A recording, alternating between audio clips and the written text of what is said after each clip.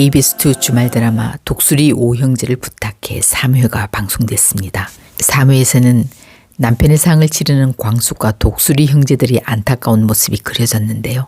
그런데 오형제 중 이렇게 한 명이 없는데 왜 제목이 독수리 오형제를 부탁해라고 지었을까요?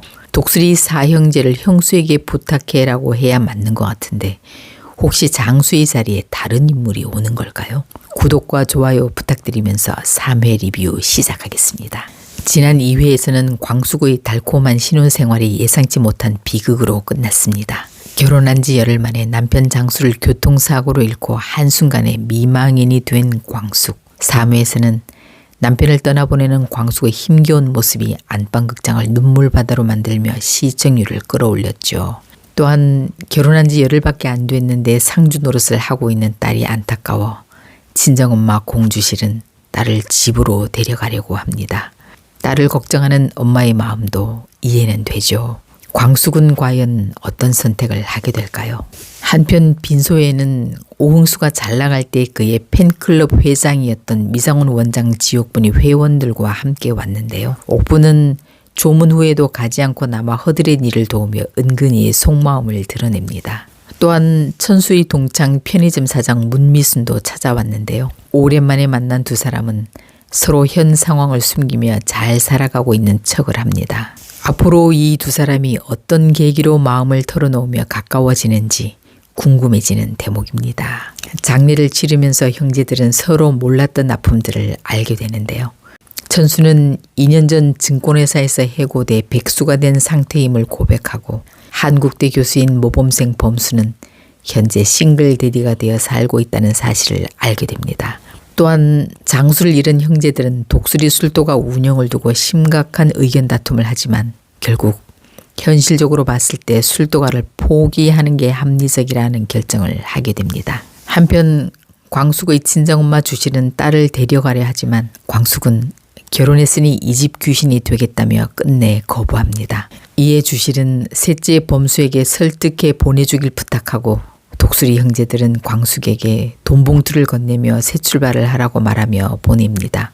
그래서 광숙은 어쩔 수 없이 집을 나오게 되는데요. 그녀는 떠나면서 마지막으로 남편과의 추억이 깃든 술도가에 들러봅니다. 광숙은 술도가에 들어서자 장광주라고 쓰인 항아리가 먼저 눈에 띕니다. 남편에게 술 빚는 걸 배워 처음으로 만든 술. 두 사람의 이름 장수와 광숙의 첫 글자를 따서 만들었던 이름 장광주.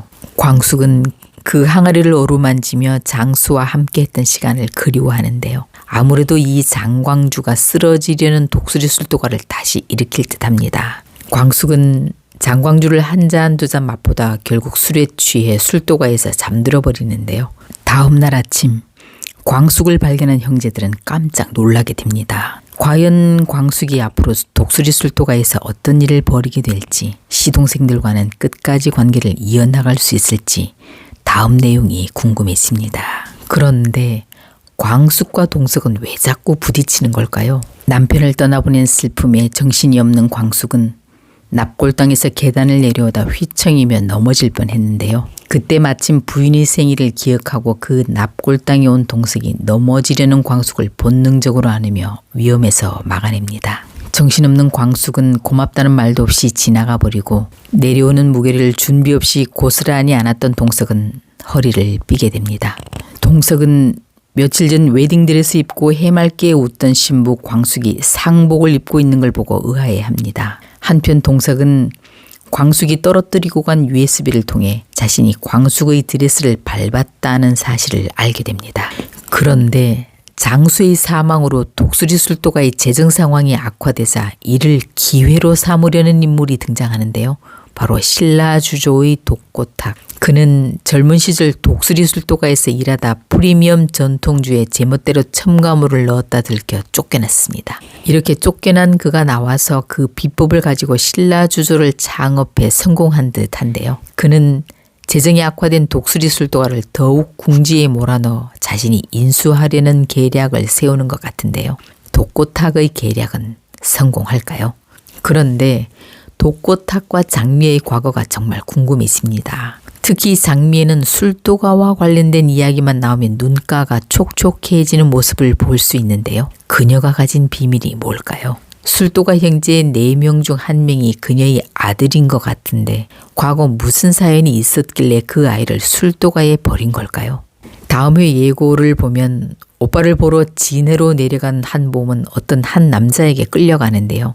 그 모습을 보게 된 막내 강수가 그녀를 구해주다 그 남자가 휘두른 칼에 찔려 병원으로 이송됩니다. 병원으로 강수를 찾아온 보무이 오빠 군의관 한길은 강수가 구해준 그 여자가 자신의 여동생이라고 말하는데요.